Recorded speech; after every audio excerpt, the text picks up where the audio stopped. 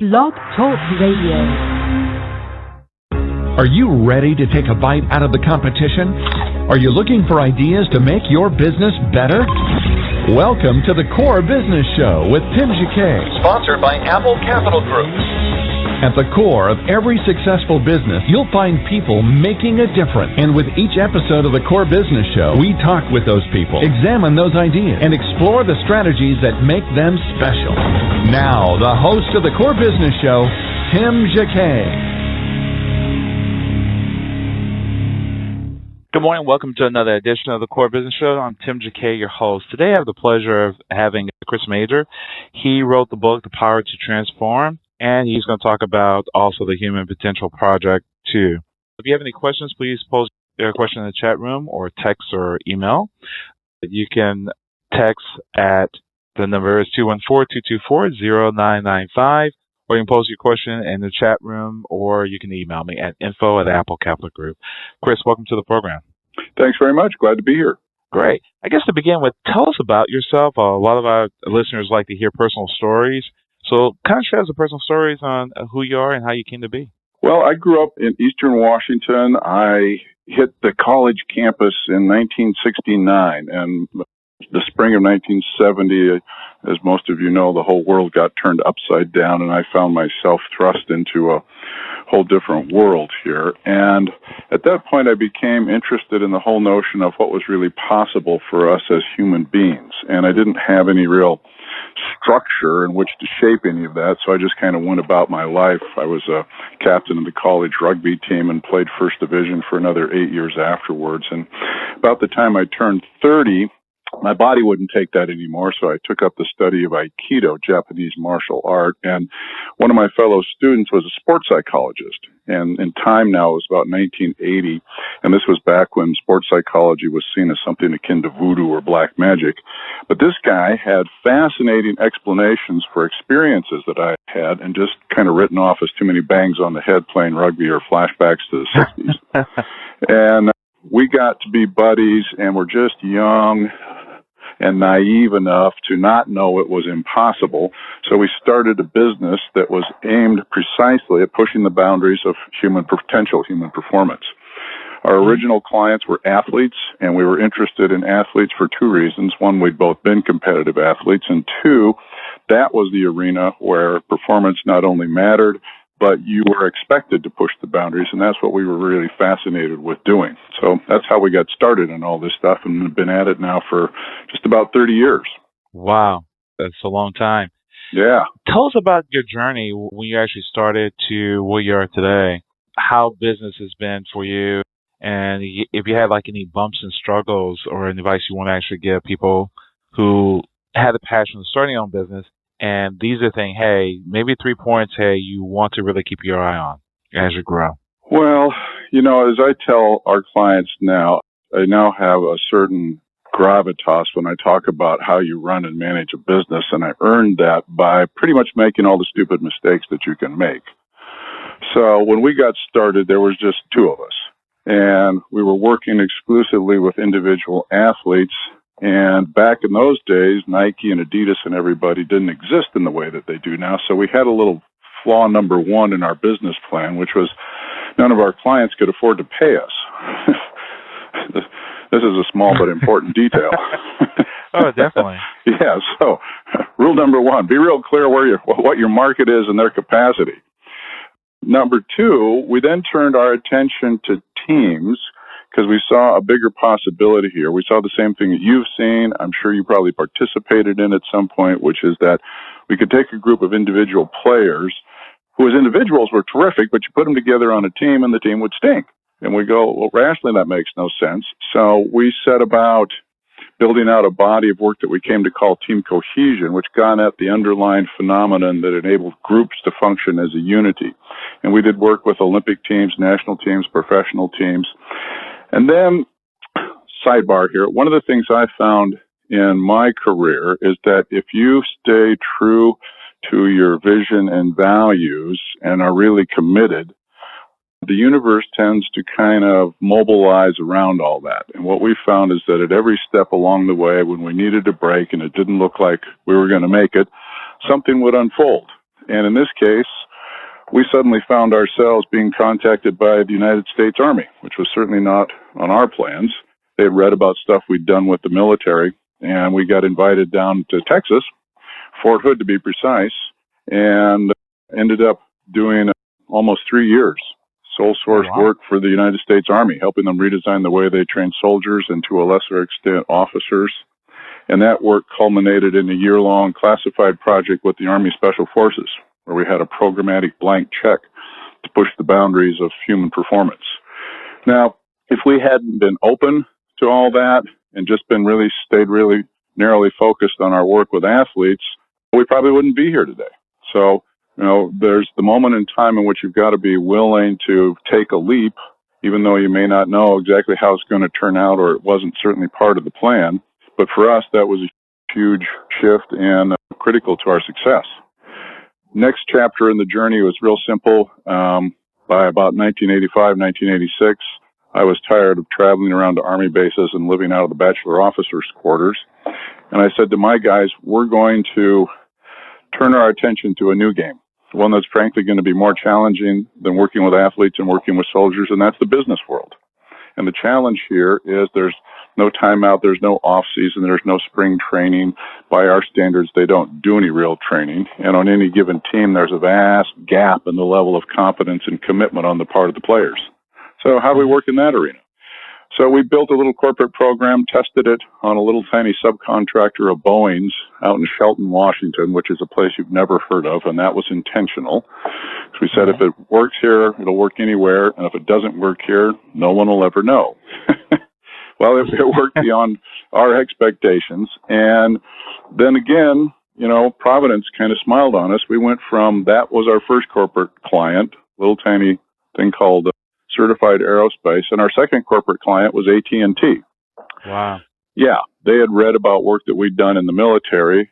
They were looking to do a big transformational project because they'd just been through divestiture, and they interviewed 60 firms around the country and chose us, certainly not based on our vast depth of corporate experience. And that launched us into the corporate world. And we've been doing mostly corporate work, but we still keep our hands in and doing work with some sports teams and military stuff. But it's just been a journey of growth, and to say that there hasn't been bumps, oh my gosh, pick your favorite bump. We nearly lost it in a couple of recessions. One of my key partners dropped over dead on me one day. I mean, there's just been all the drama that you would, television series could be made about it, but that's part of what comes with the territory. Describing that, let's go back to a footnote real quick, so to explain to the people what's the Sole Source Award from the military. We have just in case some people don't know. Sole Source is simply, instead of the standard contracting procedure where we put everything out to bid for either security reasons or a unique capability reasons, the government grants what they call a sole source contract. So you're the only ones we're going to talk to and have you deliver it. Okay. And so there's no bid, no process. I mean, they just use it because you are the specialist in that field. Right. We're the specialist. Okay. And, for the Special Forces program, it was a highly classified program, so they actually didn't want any publicity going out about it, which is what happens when you put things out to bid. You have to remember that was back in the late 80s, mid-80s, height of the Cold War, different times. When you talk about, just having a business partner, was a business a partner that was making sure that you said passed away? Yeah. My then business partner, my number one guy in the organization. So how did you handle that within your business? Oh, well, as you can imagine, of course, that was totally devastating, both personally, first of all, and professionally. So the first thing we had to do was gather the team and, just kind of let them go through their shock and grieving and whatnot. And then, I know it sounds somewhat callous, but the reality is, the show's got to go on. We've still got clients to take care of and so forth. So we had to scramble to see how we're going to replace him and how's the organization going to look different going forward. And it took, I'm going to say, 18 months before we were really kind of back on an even keel, both emotionally and organizationally. And, like any other tragedy, there's still days, and it's been now coming up on 20 some years. Oh, wow. That I go, crap, I wish Jack was here. Yeah, wow. Wow, sorry for the loss. When it kind of segue back into the business itself, to talk about the project itself, the Human Potential Project, how did you actually segue into the Human Potential Project? Well, when we were doing our work with athletes, the company was then called SportsMind. And the intent was simple. We wanted to bring mostly the mental aspect into the world of performance. And when we got into doing corporate work after a number of years, we kept bumping up against the fact that everybody thought all we did was kind of outdoor adventure sort of stuff, which is a small portion of what we do. So in 2000, I rebranded the company, and we became the Human Potential Project, because really that's what we're up to, is helping everybody realize more of their innate human potential. And every individual, every organization has a vast reservoir of potential, and everybody kind of intuitively knows that, but what they don't know is how do you go about bringing it to life? And that's what our business is all about. And when you talk about bringing it to life, can you just name a couple of things that comes to mind that you bring this particular business into life? Well, we operate in the business world on a couple of kind of contrary to the current common sense premises. The first is that if you want to realize any of your potential, you have to understand the phenomenon of how we develop it, how we learn. And most of us in this society are stuck in a deeply dysfunctional view of learning. And unfortunately, our short attention span society has made that worse, not better. So what I'm pointing to is there's really kind of three interpretations of definitions of what it means to learn. There's learn like to become aware of, and this is what you get by listening to little tips and techniques or, watching TV or whatever. You'll see a little flash about something and you go, oh, wow, I never knew anything about that. All right. The second kind of learning is learning as in to understand, where if I say, well, I want to learn some more about this thing I saw or heard, I'll go buy the book. And then I read about it and I understand it. And then we get stuck thinking that understanding is the end goal. And in fact, it's not. The third type, and what we traffic in, is learning as in the development of new competence, a new capacity for action. In our world, understanding is the booby prize. And we learned this early on with athletes. It didn't matter what they understood. What mattered is what they could do. And they only learned to do things differently by practice. And that's the part that people intuitively know, but somehow think that when it comes to business stuff, that intuition doesn't make any sense, and it makes more sense there. You don't learn to be an effective manager by going to business school. You learn to be an analyst by going to business school or a marketing specialist, but you learn to be an effective manager by getting in the trenches and doing it for a while. Just as you think about anything that you actually ever learned, you didn't learn it from books. So the universal example I always give is learning to drive. So you're in Texas. Did you grow up there? Absolutely. Okay. Yeah. So when it came time for you to get a driver's license, I'm willing to bet the state of Texas did not say to you, here's this driver's manual, read it, and we'll give you a driver's license, did they? No. As a teenager, no. No, they didn't say, go to the track and watch these NASCAR guys race around for a while and we'll give you a license. They didn't say, go to this motivational talk by Emerson Fittipaldi or Dale Earnhardt Jr. and then we'll give you a license because you're all fired up. No, they said, here's the book. You have to take a test to prove to us that you know what's in the book, but more importantly, you have to show us that you know how to drive a little bit, right? Absolutely. Yeah, and do that, what did you do? You practiced a lot with a driving instructor, which is a job that none of us would want. And then, even then, once you got your license, think back to this, beginning driving was slightly nerve-wracking. That's why, you had both hands on the wheel and your neck was sore from checking all the mirrors all the time and you didn't want anybody talking to you. It's like, don't distract me, man, while I'm trying to drive. And now, however many years later, you can get in the car, fire that thing up, and suddenly, mysteriously, you've arrived at work and you have no idea how you even got there. Right? Because you're not consciously paying attention to it anymore. You have what we call embodied the competence of driving. And that's fundamental to what we do, is we teach what we call embodied competence. We don't traffic in cheap motivation, no pablum or tips and techniques and any of that stuff, but real live long-term work for building new utilizations of competencies that are aimed at what's really going on in the world, not the world that existed 100 years ago, which is what mostly they teach you in business school. Mm-hmm. Well, Chris, we're going to take a break real quick. We'll be back in a moment, talk more about the human potential. Be back in one moment with Chris Majer, The Power to Transform. Be back. You're listening to the Core Business Show, sponsored by Apple Capital Group. Apple Capital Group in Jacksonville, Florida, is a commercial lender that specializes in asset-based loans, equipment leasing and financing, invoice financing, commercial real estate loans, and asset-based financing in the U.S. and Canada. Apple Capital Group is a direct lender that lends on their private equity investment portfolio. 90% of most loans are decided within 2 hours, and vendor funding within 24 hours after documents are completed, with a one-page application. No slow no's, just a quick decision and a fast yes. To get more information about lending from Apple Capital Group, call 866-611-7457. That's 866-611-7457 to speak with one of our loan specialists. Or visit us right now at applecapitalgroup.com. Welcome back to the Core. Once again, here's Tim Jacquet.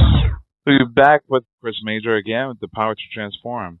I guess to go back to about HP2, Human Potential 2, is it a particular reason why you call it HP2, or is it a second part of a phase? Well, no, it's just, if you look at the name Human Potential Project, so you got an H and two P's. So okay. It's just abbreviation. I know there'd like to be some great mystical thing to it, but no, it's just a short version of Human Potential Project, HP2. I mean, the real blunt truth is it just doesn't sound good to go around saying HP, so we like HP2. Wow. If you really, with athletes, I think they learn from failure. Is that the same premises and learn how to become better? Is that the same premise and when you actually train, how to look for all the bad things as well as the good things so you can look at the whole picture? Well, you do need to look at the whole picture, but let's see how to say this. Athletes don't necessarily learn by failure. What we want them to do is learn a little bit from failure. And the challenge here is if you're not really pushing yourself, then you're not going to fail. So the thing with athletes is we want them to really push the boundaries of what's possible. Then at some moment, they're going to, quote, fail. But the thing you want to be careful of is, all right, we may or may not have set a world record, but that doesn't necessarily mean we failed. So the dilemma with that is if we get this notion of failure in our heads, then it becomes very problematic to kind of break out and get people moving. In the business world, we work on what we call mood management. And that's the most important job that a leader in an organization has, is managing the mood in the organization. And that has to do with producing ambition and confidence and trust. And when you produce those three things, then people are much more willing to stretch. And yeah, we will eventually bump up against the point where our ambitions exceed our competencies. But if we can do that in the space of, hey, we're all in this together and we're going to rally around and give it a better shot next time, that's a much different conversation than, oh, we failed. Talking about failure, why do most corporate development initiatives fail? Oh, good question. Well, frankly, it goes back to what we were saying about learning. They are stuck in this antiquated view of learning, and instead of trying to build authentic new competence, they traffic in tips and techniques and understanding.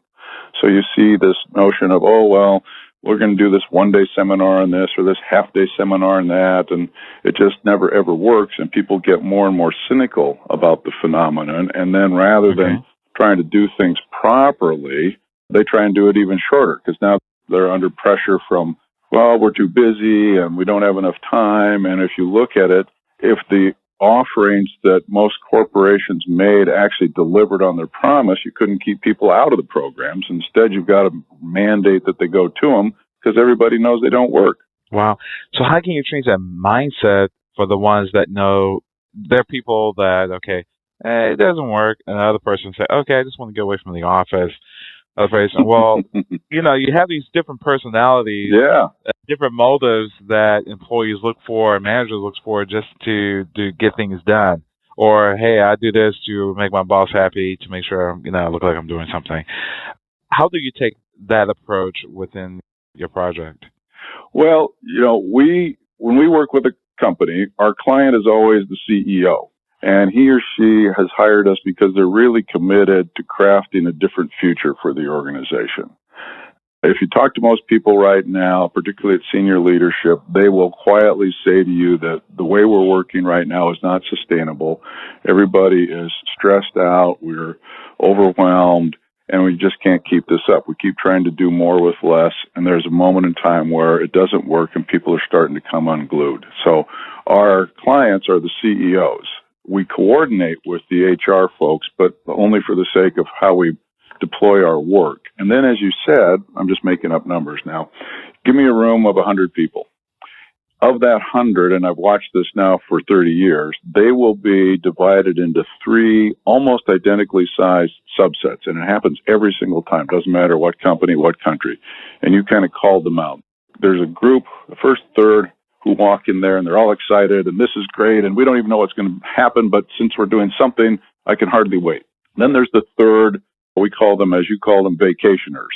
This could be great, this could suck, doesn't really matter to me because I don't have to work. So you guys go ahead and do what you're going to do. And then there's the third that we call the prisoners. And their mindset is, this sucks, you suck, the boss sucks, that I have to be here sucks, go ahead and teach me something, I dare you. Now, what happens with us is because of the way we work, and we do a lot of experiential things, and we work with people's bodies, by the time we're done, about 99% of the group are over in that we're all excited. And those people that used to be the prisoners now become your biggest advocates. You can't do that by just talking to people. You've got to have the methodologies that we use where you actually work with their bodies, get these moods of cynicism and distrust and resentment and arrogance out of them, and replace them with ambition and confidence and esprit. And that's what we do 4.5 days. Well, in those 9.5 days, any particular success stories that stands out with you? Well, we got a zillion of them. So let's go back to our very first one. I was telling you about AT&T. The consumer products division was 40,000 people losing $220 million a year until divestiture. AT&T got broken up, and the board said to consumer products, you've got 18 months to get this thing profitable. If you can't do it, we will just shut it down and do retail through Sears. Consumer products was all of their phone stores and business offices. So the first thing they did, like all establishment companies, they called McKinsey. McKinsey comes in and takes the head count from 40,000 to 16,000 in 9 months. So just try and get your head wrapped around that. Yep. And they were very proud of themselves because their job was to stop the financial hemorrhaging, which in fact they had done. Unfortunately, they were kind of oblivious to the fact that everything else had stopped as well. And our job was to breathe life back into this thing. So we got handed the mandate to deliver what came to be known as Project Miracles. We put 6,000 managers through 4.5 days of intensive work and some follow-up work. And over the following 48 months, that one division went from break-even to generating a cumulative total of over $3 billion in profit for AT&T. Outside of long distance, they became the most profitable part of the business. Out of that, AT&T tried to buy us a couple times. And that's the way that we work. We do massive transformational stuff. We don't settle for incrementalism, and I could give you a dozen stories of that same kind of magnitude. Wow. If AT&T was trying to buy you, I was trying to wrap my head around it. So they didn't, say, hey, I give you stock, part of AT&T, become a part of us. Mm-hmm. Was that something, as a business owner, you will lose your identity once you become part of them. Now you're on their game plan. Was that the mindset, the reason that you didn't want to get bought by them? That was certainly the biggest part of it. And the other part was, I'm from the West Coast. I didn't really want to move to New Jersey, to put it bluntly. But the main thing is what you said. I didn't at that point want to be part of some big corporation. If you look at what happened to AT&T, I'm very grateful I didn't make that choice, because I would have been sitting on a really big boatload of now worthless stock. Wow. And the same thing is like Like Ted Turner had his issues with Time Warner. He Yeah, just like exactly. kick it like it's a nightmare, which everyone from the outside thought was a nightmare anyway. And why merge those two entertainment companies together, two different cultures, then add Amazon, add AOL, didn't make sense either. So, Right. yeah, I know he's still kicking himself, but he's still rich, so really, Yeah, he's not suffering. no, he's not suffering. Maybe hurt for a few numbers.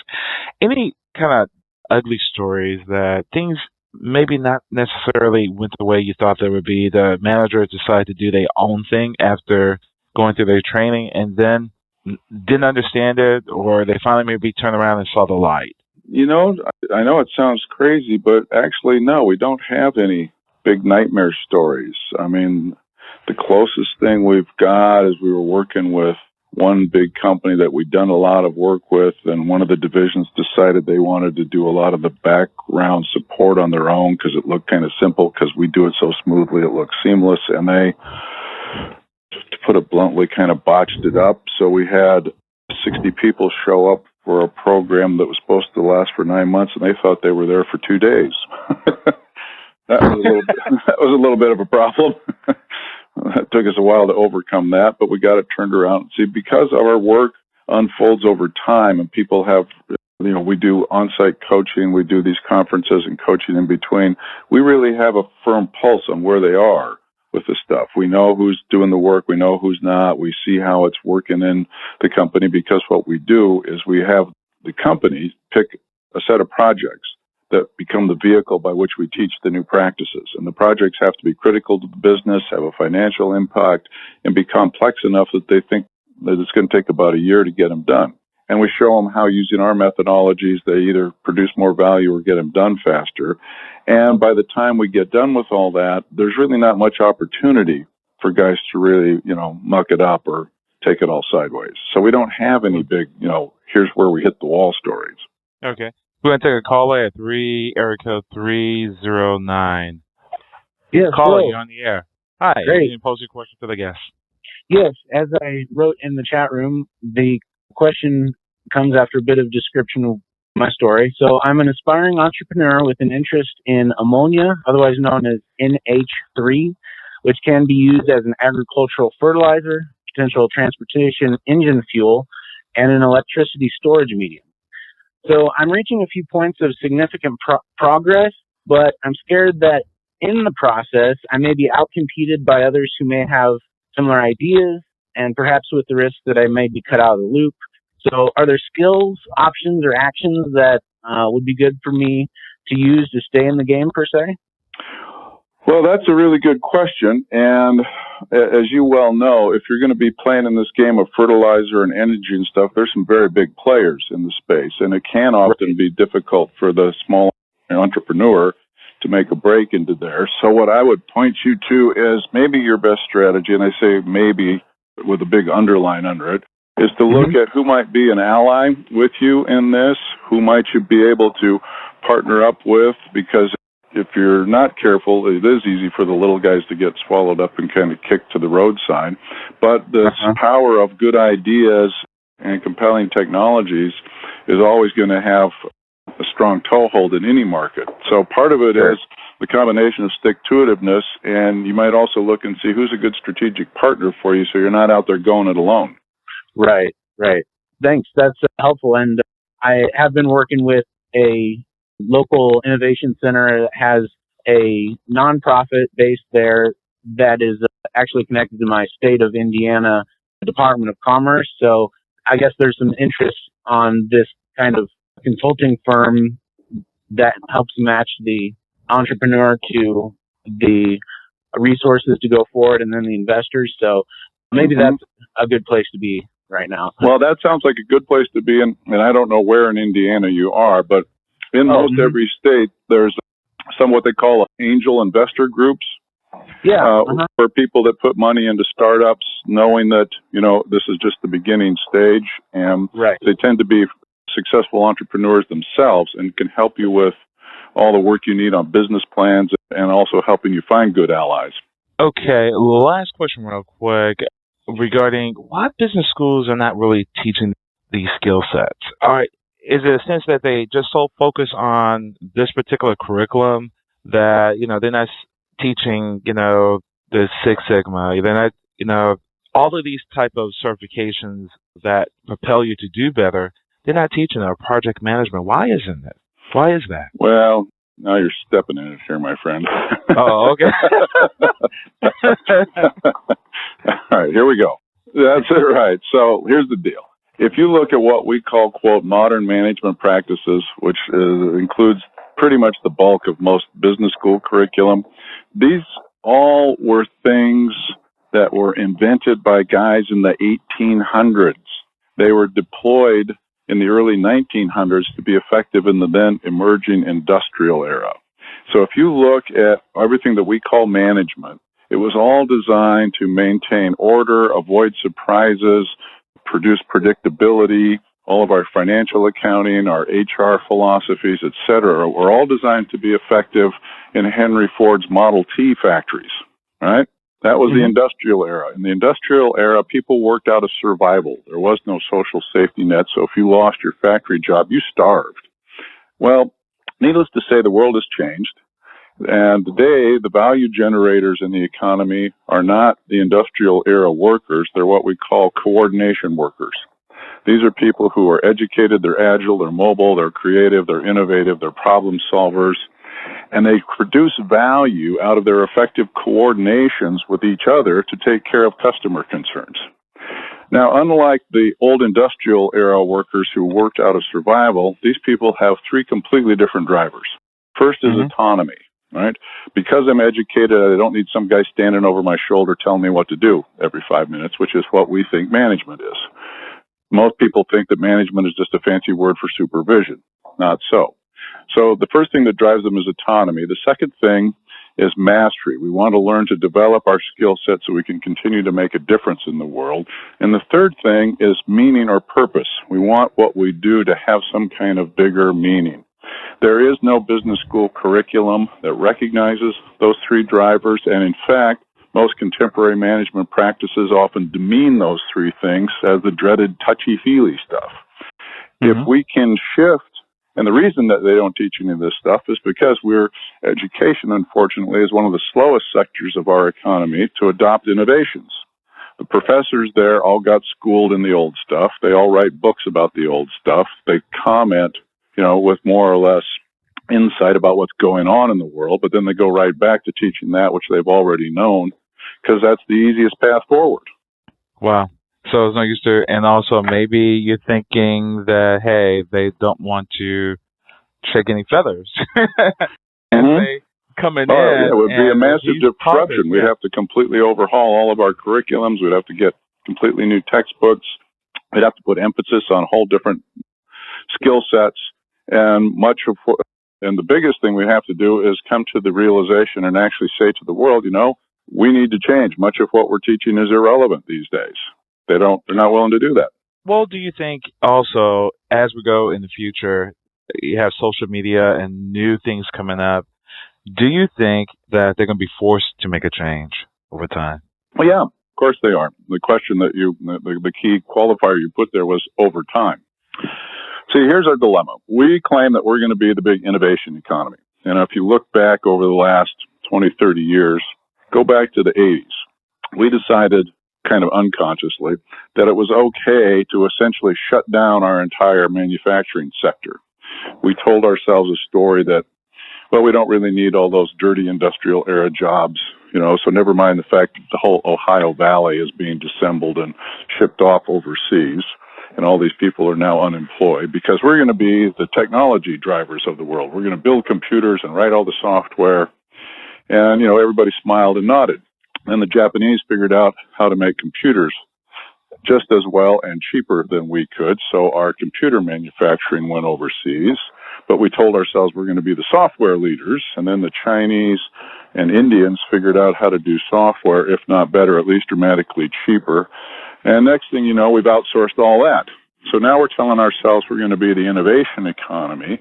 But then you have to look and go, well, where are these innovators going to come from? We're doing a really poor job of training them in our school system because we frankly don't need innovators in sociology and English literature. We need innovators in science and technology and engineering and math, and we're just not getting the job done at any level.